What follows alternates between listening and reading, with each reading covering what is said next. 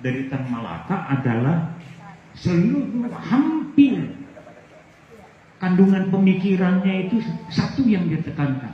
Bagaimana rasionalitas dibangun oleh setiap individu di dalam satu masyarakat.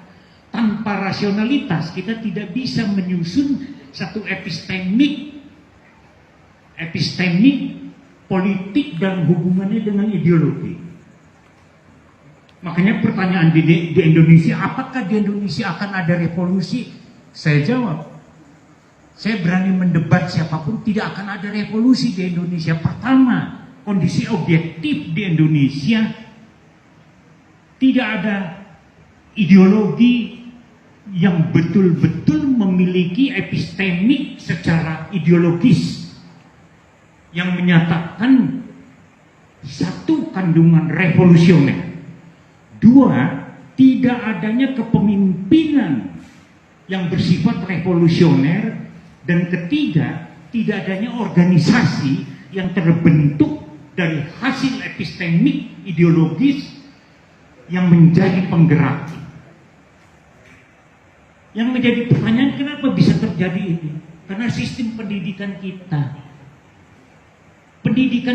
tidak menciptakan cara berpikir radikal. Jangankan revolusioner, radikal saja tidak. Anda tidak mungkin melakukan satu tindakan revolusioner jika kita tidak memiliki prinsip radikal. Itulah pentingnya bagaimana radikalitas ditumbuhkan di dalam sistem pendidikan untuk mempertanyakan apa sesungguhnya akar persoalan dari republik ini. Apa sesungguhnya akar dari persoalan masyarakat kita? Apa sesungguhnya akar dari persoalan kesenian dan kebudayaan kita? Seluruhnya ini, kalau kita lihat dalam 25 tahun terakhir, coba isu tentang kesenian itu apa? LPDP, Indonesiana diganti menjadi Indonesia Raya, segala macam bla bla, munculnya para pengemis dengan kelihayan menyusun proposal. Ada 30 ribuan LSM di Indonesia sejak Orde Baru sampai sekarang yang ada di Pulau Jawa. Dan mereka bukan organisasi yang radikal dan organisasi yang memiliki cara berpikir revolusioner, apalagi revolusioner, radikal saja tidak. Dalam konteks ini, Tan Malaka menarik bagaimana menjadi manusia rasional, bagaimana Anda mampu menciptakan satu dialektika berpikir berdasarkan satu tesis sejarah dan antitesisnya. Tanpa itu Anda nggak akan mungkin bisa.